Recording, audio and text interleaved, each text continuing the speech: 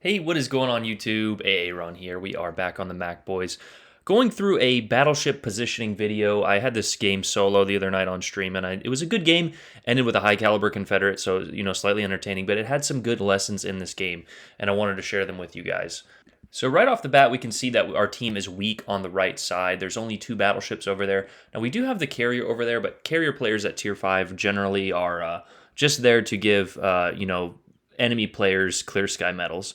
Our Tennessee decides to move and then not move, so we bump into him. So cheerio, chap. But what we're going to do is we're going to position ourselves on the right side over there. For those that remember, Faultline is no longer in the Tier 7 and Legendary Tier matchmaking. I'm not sure why. But Faultline is one of those maps where Wargaming just refuses to make logical spawn changes. Instead of putting our spawn a little bit in the base or in the middle there, they put it on the left side here. And as you can see, the typical Tennessee player is going over to the left side there. And they do the exact opposite thing on the red team spawn. So it always ends up in a 6-on-3 or 6-on-2 in this case of a black hole, what they call mess. So we're going to go support that weak side. We can already see that those 3 ships and now 4 ships, because the carrier did do his job and spot, are on the way to that weak side. Now the enemy 2 players are starting to head this way, but I actually don't write them off just yet. Both players actually turn around and support our flank. But just by knowing the maps and the spawns and kind of learning the flow of the game, you can position yourself in beautiful crossfires, which we get here, and put yourself in a position to really help your team. And that's what we're doing here in the Warspite. Now, a lot of you know, but some of you don't, that your job in a battleship is to actually tank damage. So if you are not at least getting shot at or taking some damage throughout the game, then you're not playing your battleship correctly. Now, some games it works out. You destroy the enemy team. They were a bunch of potatoes. Oh well, so be it. But if you are not tanking damage, protecting your cruisers, protecting your destroyers, and creating crossfires in a battleship, you are not doing your job. And I see so many battleship players just sitting at the back of the map thinking they're doing a good job lobbing, in their bow tanking Iowa at 40 kilometers. But anyway, we come around the corner here and we had developed that crossfire and we get a beautiful first shot on the Duca here, and boom, there goes half of his health, 1 Citadel. As you can see me on the live stream highlight get a little frustrated that we didn't get the Death Strike, but no, Aaron, we can't have the Death Strike every time, even though we want it. But again, we're doing what we just mentioned here. We're angling out. We're preventing, giving them broadside or at least full broadside. We're still going to take some chunky penetrations. It's a tier 5 game. But anyway, we see that Duca kind of coming around as we get double fired, so we're going to go ahead and put that out. Never put out a single fire, always put out a double fire, or sometimes put out a double fire. But RNG did not bless us in this game. But that Duca is determined to give up all of his health points to us or our friendly battleships. And he just continues to sail in a straight line. Never a great idea. Smacks us a little bit of his SAP, and I hope that comes soon to the tech tree cruisers. But we're picking which target to shoot at, and we just figure that it best be the Duca. Let's get the guns off the board. Let's get the first blood. I think we throw the first 2 turrets here and then cheese the second 2 at the Duca or at the Queen there, and we actually get the Pitadel, as they call it, the Citadel, the Pity Citadel on the Duca, as he actually takes a good chunk from us. But if you'll notice, again, we are angling out and we are defending the weak side. Our team is pressed hard on the left, as you can see there, and we are weak on the right. Hopefully our carrier, he's smart. You can see him moving behind the base there, as well as our battleships, which we mentioned did a decent job, have turned around. So we are now defending the hard press. We are the weak side, and our team is the strong side. As we mentioned in our last kind of edited video in the Charles Martel, you need to the strong side needs to press and the weak side needs to hold. Now, in some cases, in some games, you get the crappy potato teammates that just lose. Now if our team loses the strong side there, we're stuck on the weak side, and that's probably game. But there are plenty of things you can do, and this is one of them. Notice how we are angled out. We have all guns available on target, but we are presenting a smaller target, and even then, one landed short, and then one got a penetration. But we are not giving up a giant profile for our Citadel to be hit, and we are still smacking that Queen for 15k. Now, the armor at Tier 5 is a little bit squishy. You can still get penetrations on the superstructure and even in the bow and stern of most Tier 5 battleships, especially with 15-inch guns as strong as the Warspite. The Warspite does not actually have the short fuse AP that the Queen Elizabeth does. but it kind of lends better in most situations, especially against other battleships. But if you noticed, our team did a fantastic job of kind of turning around and holding. We killed that Queen Elizabeth, that Duca, and now we are on the offensive. Their team is kind of caught. You notice how they are surrounded. Our team on the left did a fantastic job of pushing up. Now, the battleship on the top left there, you can see, is doing the right thing. He is running from the weak side. That's their weak side. So if he continues to run and our team continues to chase, they could potentially, turn it around for their team, which is why you never, ever want to chase a kiting player. Now, in Capture the Base, it's a little bit different because you can only really win by either capturing the base, which is rarely how it's done, or, killing all the enemy ships, which is what most people think this game is, team deathmatch. We got a broadside Budiani there, but we kind of missed that Salvo. He went forward. I didn't expect him to do that. So good play to him. That is what cruiser players should be doing, using their rudder and their steering to try and dodge. But I don't think the Budiani realizes that we are coming around this corner, and we're going to get another shot on him here, as somebody in my chat just said something funny, but we can ignore my obnoxiousness. Now, we're looking at him. We aim the shells a little bit high. I tend to aim a little bit higher because shells notoriously land short in this game, and there is a good chunky penetration. 5 overpens, but those landed sort of where I wanted to. They probably honestly landed a little bit high, but it's wargaming, it's RNG, you can never really tell. Now this North Carolina pushing in, we've got his broadside because we extended our attack here. Now we are getting a little aggressive. We notice that our teammates are not fully with us, but we're going to go ahead and press this.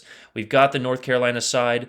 I don't have a spotter plane. I would have thrown it up if I would have had one, but we get a beautiful Citadel and 3 penetrations there with 2 overpens. I think we get a better shot here. Upcoming or one of these salvos. Now, notice we turning into his salvo, we are decreasing the angle of incidence there to prevent any citadels. Now, the Warspite is pretty protected, but, again, showing full broadside is never recommended in any ship, really, except for, lightly armored cruisers that notoriously get overpenned. But we've got a King George coming in. He can burn up our superstructure, and the King George AP on Tier 5 battleships will do a lot of damage. Now, in this situation, like I mentioned, we're pushing in pretty aggressively, but we get another beautiful salvo there with a bunch of chunky penetrations. Aiming upper belt, especially against battleships with lower citadels or at mid-range there, is going to net you great results. I used to aim waterline, and that's how you honestly should aim, but we know that aiming, I don't know if it's aiming or RNG or whatever, but I'm having a lot more success, number 1, with citadels, and number 2, with those like we talked about, the chunky penetrations. Getting 7, 8, 10, 12, 15K off of a battleship broadside, how many times, 4 or 5 salvos at this tier? 6 or 7 salvos at tier 7 and maybe 1 more at legendary tier. So anyway, we're now getting attacked by the carrier, so we're having to dodge. We are giving up a little bit of broadside here, but those 2 ships have come back, so we have, supportive firepower, and basically by this time, this game is pretty much over. Our team has controlled the left side, and we have, almost half of the damage here as the enemy carrier comes into view. Not sure why he moved up so far, or if he moved at all. It definitely looks like he moved up, but his team is kind of surrounded at this point, and we get a beautiful, like we talked about, those chunky penetrations that Flamu likes to talk about. But anyway, we're moving forward here, and anytime you can take shots at a carrier without really giving up, essential shots on a destroyer or a radar cruiser or, another available target, you should absolutely take them. Now, I think the carrier actually goes out of view here, but no, he does. But like I said, at this point, it is target prioritization as we take a little blind fire. You can kind of follow your blind fires as we get a few more penetrations there, but there is some issue with target lock. If you notice, when you lose target lock, all your shells will fall high, which is why I think shells fall short, but that's just a conspiracy theory video for another day. But anyway, we've got team support here, and we're just going to push in. We've got 1 more heal, and we know that skill to rebuild or will to rebuild, as a few like to talk about, is a thing. So having these battleships within that range, we can kind of push in a little more aggressively than we would be able to solo or without will to rebuild. I still think will to rebuild needs a little bit work, but we'll allow the battleship players to have invincibility for a few more updates. We take a carrier torp. It's no big deal. It's an independence. It does have decent planes and bombs and torpedoes, like things like that. But anyway, we get a nice little citadel and smack on an angled Budiani and leave him with just enough, as Spartan likes to say. But But that hit put us over the edge for the high caliber and the Confederate. So we have shot 6 of the enemy 9 players, I think, and done 20% to them, and as well as we have done 30% of the overall damage available on the board to the enemy. So we have absolutely done our job as we get 3 overpens and still miss at 3 kilometers. I don't know why Wargaming just loves to troll with RNG at short ranges, but that is one of my biggest gripes with the game.